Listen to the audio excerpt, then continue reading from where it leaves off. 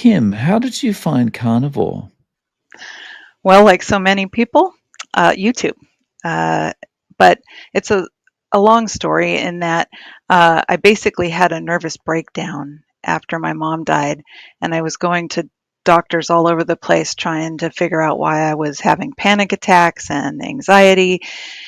And I found an integrated medicine doctor who got me on, magnesium and certain things, and I was slowly finding progress, but I mean, it was bad, and I was doing absolutely everything, quote unquote, right.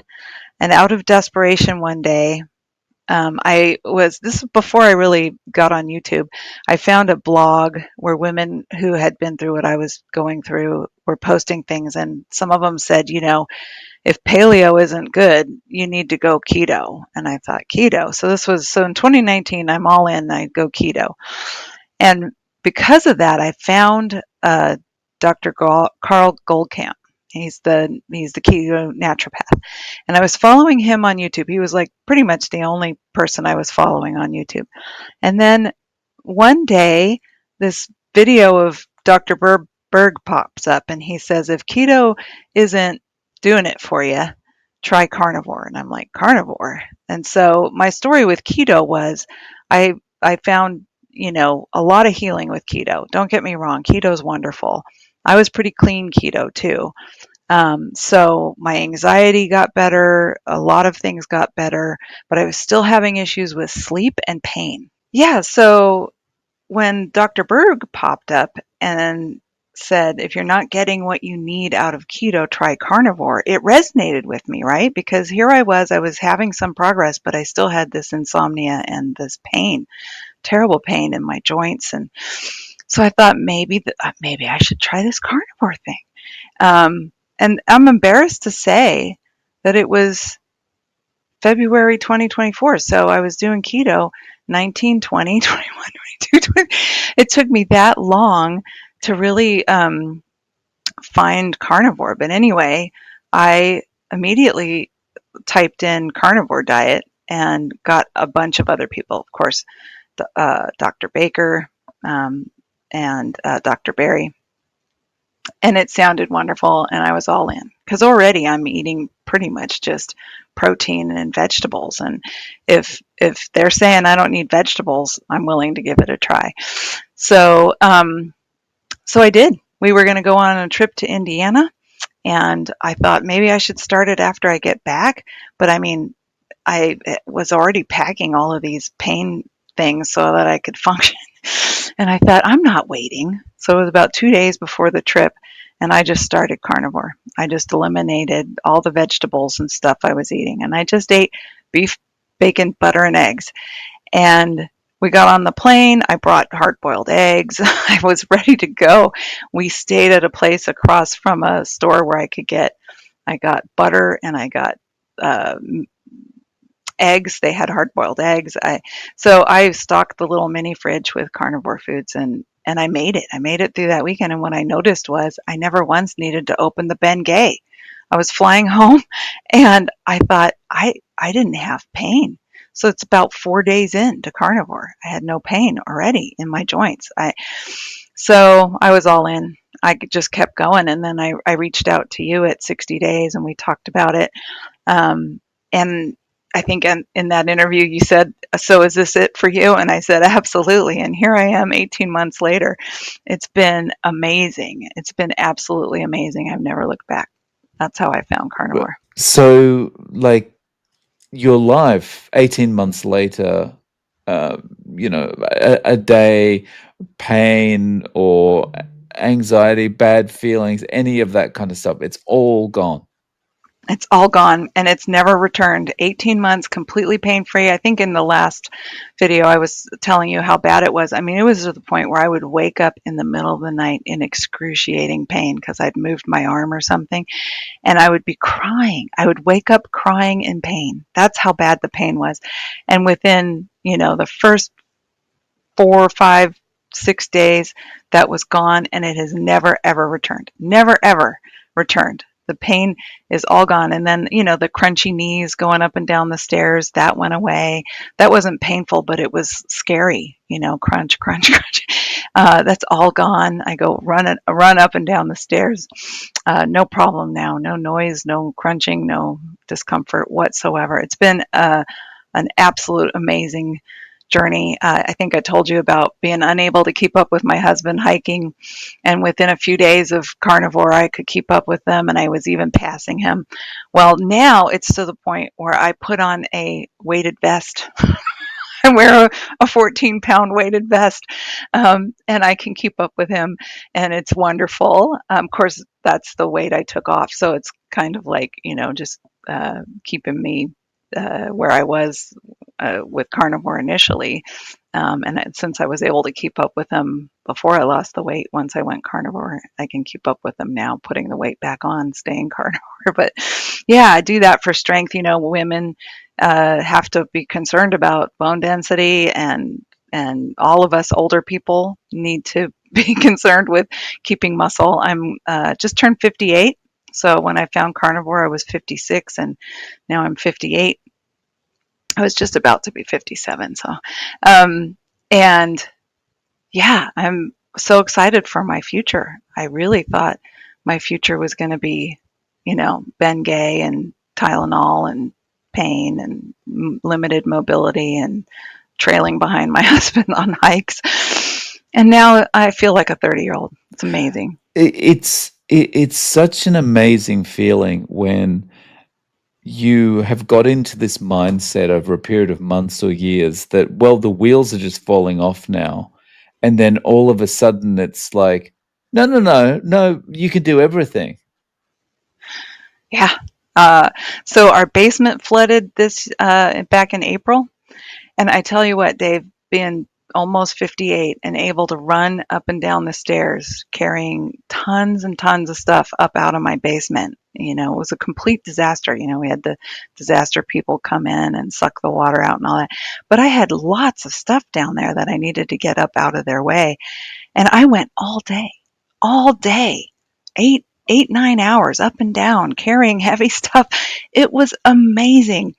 It was amazing just to feel like you can handle life again is such a blessing. The weird thing about that as well is you kind of have this internal feeling of, well, of course the feelings are internal, but you have this kind of feeling that working this hard feels good in a Oh way. yeah, yeah. I lost weight. I lost weight because of that basement flooding. I could barely stop to eat my half a pound of hamburger for breakfast. So yeah, it was a pretty stressful 4 or 5 days there. But I felt great, and it was sort of like going on one of those tough mudder things where, except without the training. But yeah, oh yeah. What else? Okay, go ahead. So I was just going to ask, has your husband been tempted to give it a try? Yes. So my husband was all in with me. I think I said to him, I'm going to do this thing. If you still want vegetables, I'll cook them for you, but I'd really rather not. And he goes, I'll try it with you. And so he's been more or less carnivore with me. His issues were skin and digestion. He would get indigestion every night, and he'd have to have some sort of antacid or something. But he has reported that he hasn't had an Alka-Seltzer Plus in the entire time. The indigestion went away immediately as soon as he removed the vegetables. And then his skin is really very much improved. He had little patches, tiny little patches of psoriasis that are healed. And he's like Irish, so he's got fair skin, and it would get dry and itchy, and he'd be scratchy all the time, especially in the winter. That this winter was, half as bad. It's probably going to take a while. We're both older, so we did a lot of damage. So, but I think this winter it'll be even better. Um, what else? Oh, his sleep. His sleep has radically improved, he says. So he just feels so much better too. He's not as strict as I am because he didn't have all the issues I had. So occasionally he'll have like some almond crackers, some pistachios to now and then because he likes that. And then there's a protein bar at Costco that's extremely low carb. No, it's no carb, but it's a quick. He's still working, so sometimes he can't slow down to cook something, so he'll grab one of those and hit the road. But other than that, he's like 95% carnivore with me. I can really relate to your husband with the skin thing. I think we've probably got similar skin. I'm Scottish, pale, and suffered really, really dry skin, really, really terrible skin during winter every year, especially in Japan because it's pretty harsh here. And yeah, it's like I don't know. There's this kind of barrier now protecting me. It's not perfect, but it's much better. Right. Yeah, I would say it's not perfect, but it's so much better. He used to have to slather on lotion and he would still itch. And now it's like he hardly ever itches. And if he does, he puts a little lotion on and that's it. So it's much more manageable for him. And like I say, I think it'll continue to improve. I think that terrible diet we had which wasn't so bad. It's just that, it wasn't the proper human diet. We were busy thinking we had to have all of these vegetables and we did have some convenience foods, and I got to say, it's not convenient always to do carnivore because you can't really buy anything in a box. But when you put in just a little bit of effort to pre-cook, so I make batches of egg bites, so they're handy. I do cookie sheets of bacon, huge roasting sheets of bacon, so that it's handy in the fridge for him. I pre-cook all my hamburger because I don't have a histamine issue, thankfully. And so they're ready to go. Every morning I take a half a pound of hamburger and slice it up, crumble it in a bowl, and just heat it up, and it's heaven. It's like I'm eating out of a cereal bowl, but it's like little chunks of hamburger floating in fat. It's heaven. That's awesome. But to think 20 years ago, we would have been looking at that going, oh, you are a heart attack waiting to happen. Yeah, yeah. My dad had heart issues and in the 70s, and they put him on the low fat, no meat, all of that stuff. And I think it probably killed him. It was like he had a sugar addiction for sure. So his heart issues were from the sugar, not the fat. It probably hastened his demise by telling him to not do the fat anymore. Maybe that, if we could have got him off the sugar, we we would have had him longer. So, but that was the 70s. Can't it would it, it's amazing that it took this long, right? Mm. It literally took 50 years for us to get past this Ansel Keys nonsense. It's I find it one of these things where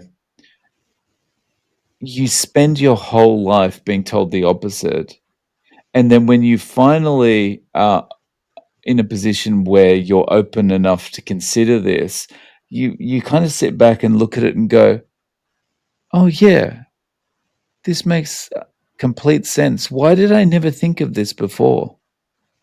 Yeah. Yeah, and so many of us come to this out of desperation.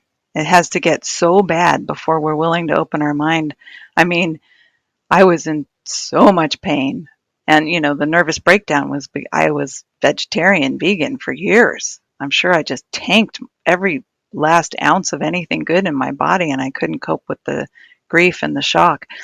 So I feel like I can handle anything. Life can throw anything at me. And as long as I have my hamburger and my eggs and my fat, I think I can handle it now. Um, yeah. And then the digestion for me has radically improved. I think I talked openly about my lifetime of problems with constipation, and I'm happy to report in 18 months, everything runs like clockwork and it's effortless.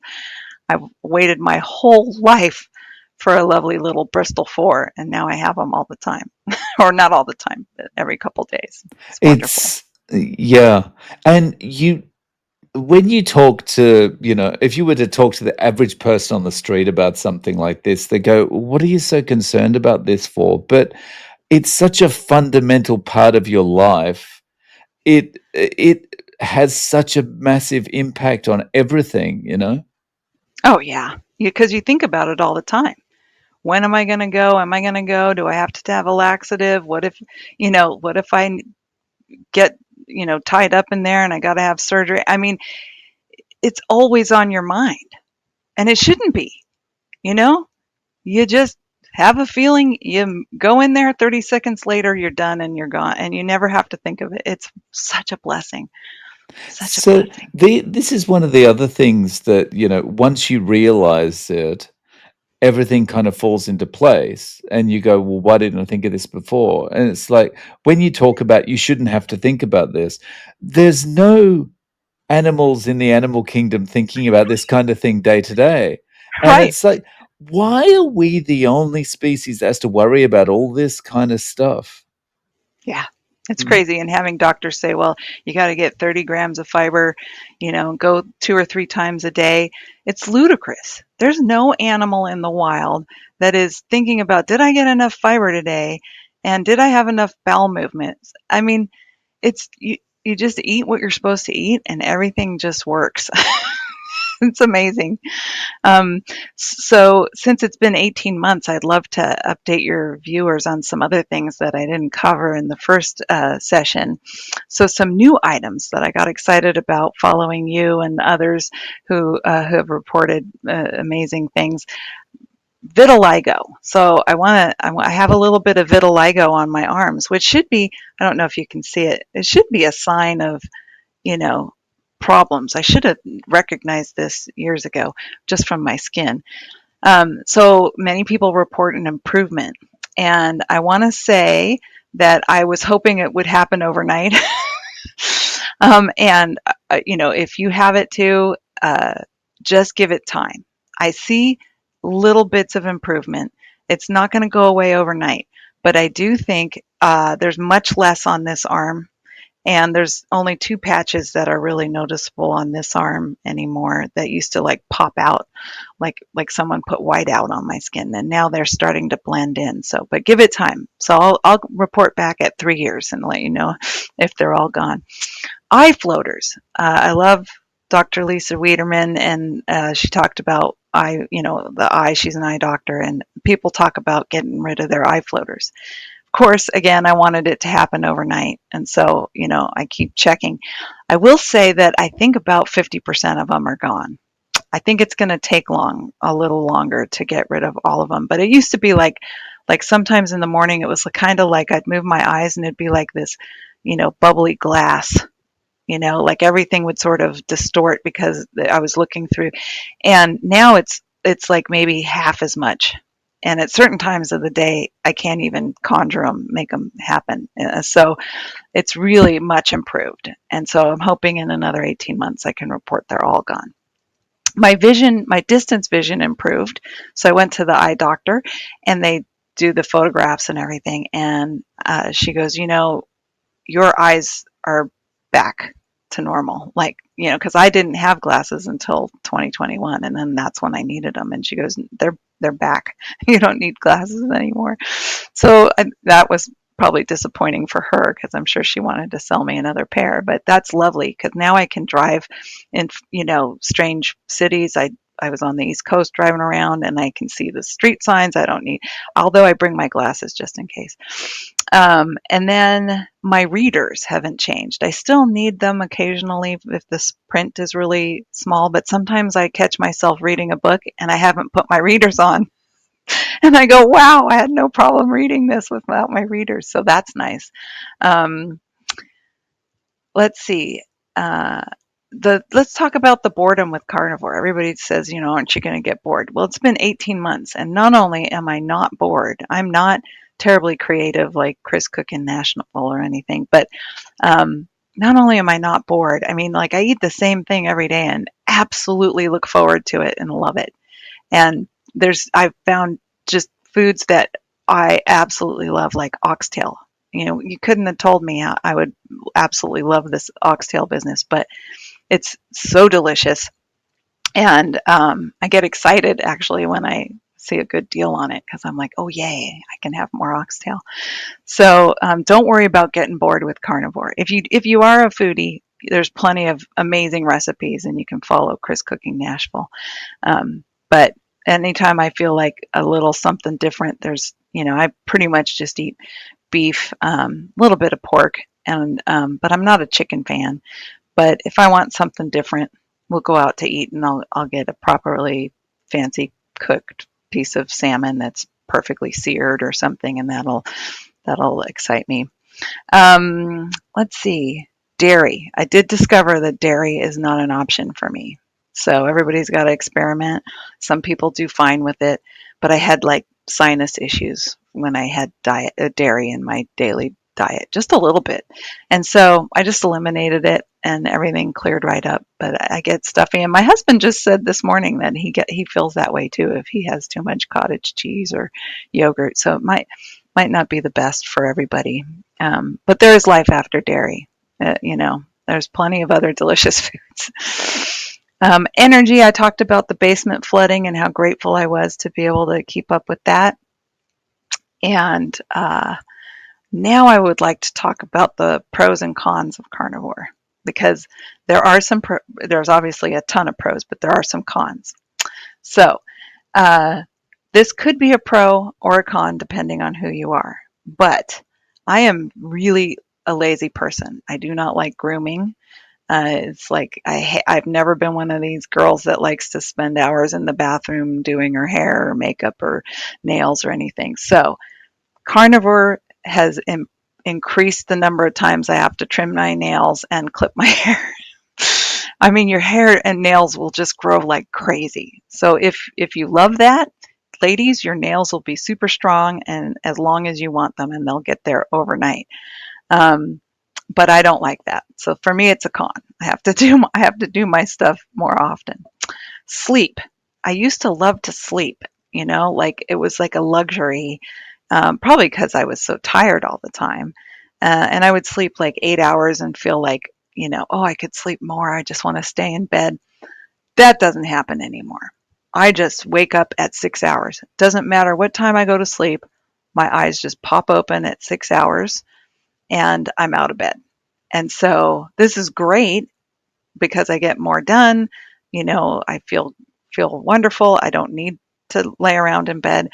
But sometimes, like I'd love to sleep in on a Sunday or something, and I just can't. So up to you if that's a pro or a con. I'm looking at it as a pro. But yeah, it's really interesting because, a sleep cycle is 45 minutes. So that means I get 8 sleep cycles and I'm good. So if you think about like our obsession with electric cars and technology and batteries and cell phones, it's kind of, don't you want something that recharges faster? You don't want to plug your iPhone in and have to wait 10 hours. You want to plug it in and get that baby back in an hour or two, right? So this sleep business is kind of like that. I plug in and I recharge in 6 hours and I'm ready to go all day long. You know, it's great. It's kind of like the best lithium battery, right?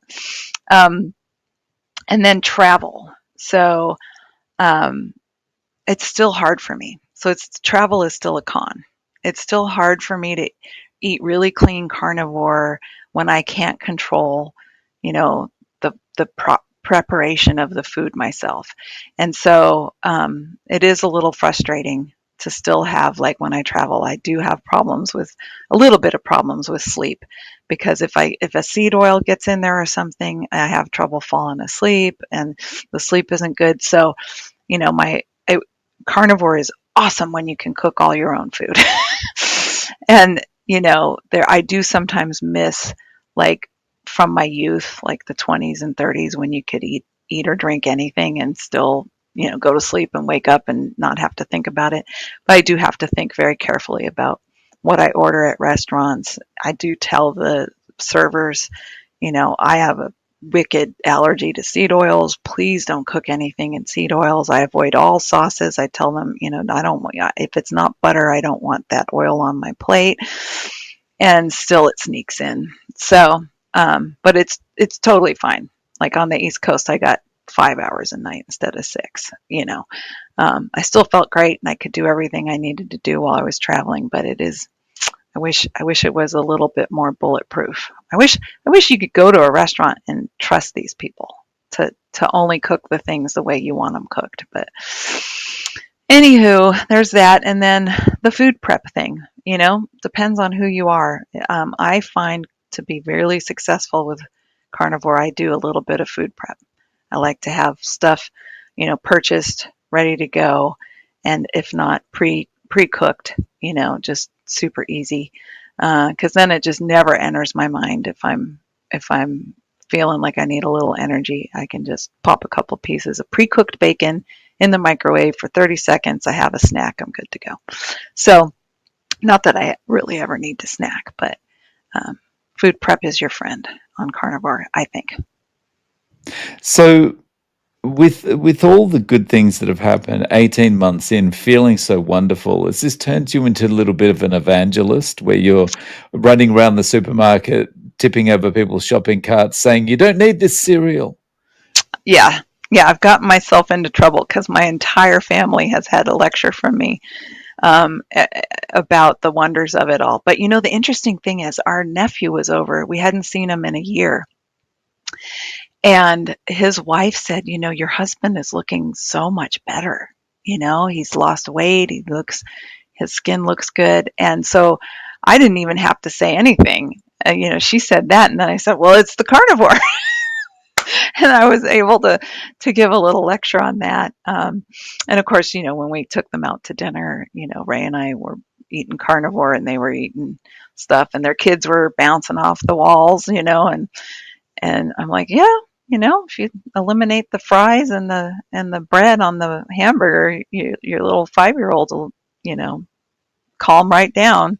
So I try not to be too pushy, but yeah, I mean, all my friends have heard it.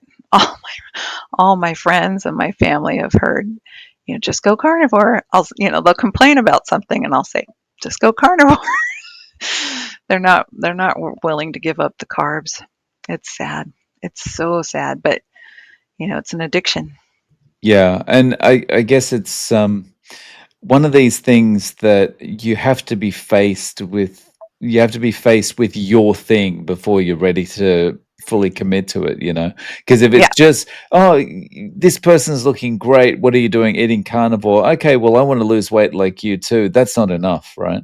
no, it's not. And that's why what you do is so incredibly valuable, Dave, because I continue to watch your videos. I mean, I can do carnivore in my sleep now. I'm committed. There's no way I'm going back, but I feel so good now. I feel so incredibly good that if I didn't watch your videos and hear people's stories, I would forget just how bad it was. But I listen to your guests and I go, oh, that's right. I would wake up every night crying from the pain in my shoulder, the frozen shoulder thing, gone. Or the depression or the anxiety or, you name it. To never ever have to think about that again is a blessing. But if I don't think about it, if I don't remember, I might I might think, oh, piece of cake would be nice. No, I watch you, your guests, 3, 4, 5 times a week, and I'm like, oh yeah, I remember, and I don't want to go back there. So it keeps that desperation alive, so that I stay, just absolutely committed.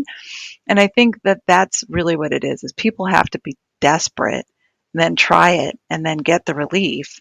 If you just want to lose some weight, I mean, that's not enough of a motivation. If you have a lot of weight to lose, this is the best way to do it. And that would be a motivation. But if you just want to take off 20 or 30 pounds, you're never going to be willing to give up the carbs to do that. So, yeah, it's such a miracle. And I want to also tell the menopausal women that it's okay to supplement.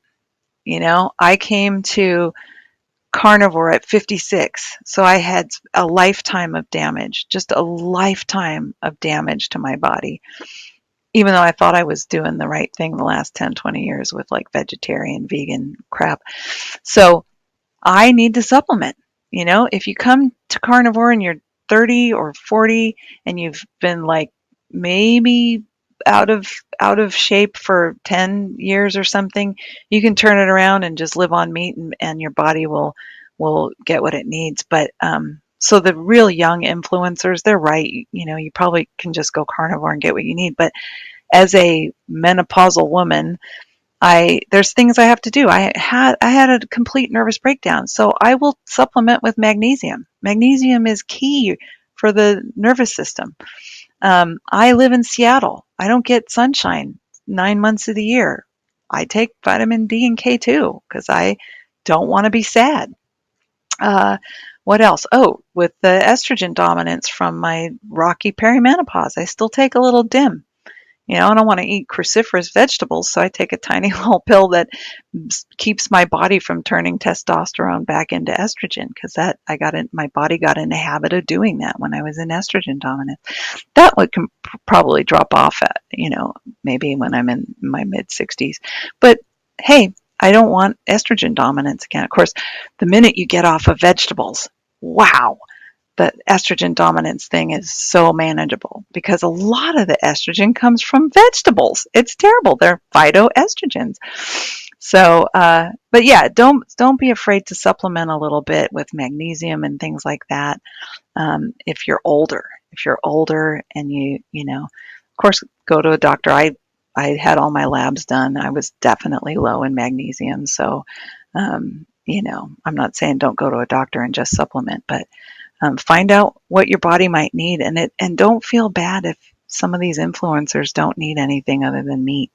If you're older and you need a little something, don't feel like you're failing for some reason on carnivore. Right. I think that's a really important message, because I think there's a tendency for people to think, well, why isn't that working for me? And it's like, no one, you can't compare yourself to, if you're a 50-year-old woman, you can't compare yourself to a 20-year-old woman. Right, And likewise for men, a 50-year-old man is not the same as a 20-year-old man. 20-year-old man or a 20-year-old woman doesn't have 30 years of damage to their body. They've got a bit yeah, of a head start when they're starting carnivore. They might not need the same things. right. And as much as I love Dr. Baker and Dr. Chafee, these guys are always athletic. They were always probably eating high protein. Sure, they had some vegetables in there and it was messing them up, but not like those of us that went all vegan. Like there's damage that's done. I was only vegan for like maybe 5 years, and then I was vegetarian for like maybe 5 years before that. In that 10-year period, I completely tanked my body. I used up every ounce of goodness in my body. My body tried to, compensate for what it wasn't getting in my diet, and it took stuff from my muscles and my bone. That's going to take a long time to repair. They didn't have that. So even if you're a dude and you're in your 50s and you look at Sean Baker and you think I should be able to get that buff, maybe not. Not Sean Baker always ate a lot of meat. He gave up the vegetables and got better. But, if you had all kinds of carbs and not enough protein for 10, 20 years, it's going to take you a while to get to Dr. Baker's status, if ever. So, Right, right. Like me in my 20s, I was on a cup noodles diet. That right, has ramifications when you're in your 50s. right. And I guarantee you, Sean Baker never lived on cup of noodles, ever, I'm sure. So these athletes, or I'll never be a steak and butter gal Bella shape. That's okay. As long as I feel amazing, that's all I care about. But if you're starting young, yeah, do what they do, because you'll get what they get. But if Mm, you're an older lady, cut yourself some slack, because mm. it's just amazing to be pain free, zero meds, zero over the counter stuff. I mean, I don't take anything that isn't like basically from an animal. So, Yeah. I like the saying, it either had a face or it came from something that had a face. Yeah. yeah, yeah. So if you were giving your friend advice about starting carnivore, would you tell them jump in straight away, go cold turkey, or transition in? No, I think you're going to do yourself the best favor by transitioning in. So if you're, like I said last time, if you're on the standard American diet, cut the grains. Give yourself a couple weeks, no grains. Then cut the other starches. Give yourself a couple weeks, no grains, no potatoes, no nothing. If you're, and then after that, and you're doing okay, then you can start eliminating the leafy vegetables, the broccoli, the cauliflower. Um, but yeah, there's some ramifications to going cold turkey if you're eating all that stuff. I did have, I think we talked about it a little bit last time, I did have a little bit of oxalate dumping. I had like a pain in my toe, like it felt like gout, and that was probably oxalate dumping. I did have, started going to the gym. I felt so good. I started going to the gym, and it's amazing to be able to work out and lift weights and not be sore, like where you can't move. You'd have a little bit of like you knew you worked out, but not where you couldn't pick up if you dropped your pencil, you couldn't pick it up. And so I did have some leg cramps, and I figured out I needed a little bit more electrolytes. So a little bit more potassium. And that just solved it. But, you know, go slow, listen to your body. I would say go to a doctor, get some tests run, just to baseline where you're at before you start. And then, yeah, hopefully you find a doctor that's going to help you with this, and a pro carnivore, at least a pro keto doctor. And then when everything's all hunky dory, go get another set of labs, because it's fascinating to see. Like my triglycerides are down in the 40s, low 40s, and my HDL is like upper, like 95. So that's wonderful. That is wonderful. And my LDL, the LDL is the LDL, and we all know that's not bad. It's certainly not scary. It's certainly like where it started. They used to say that, well, we want your LDL under 300.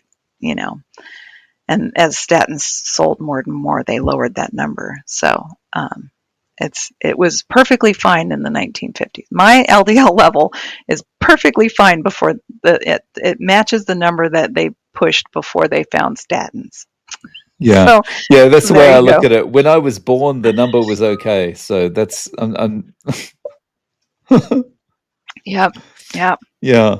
So, Kim, if people want to reach out to you, do you have any way of getting in contact? Any social media? Oh, I wish I had the nerve to do a YouTube channel.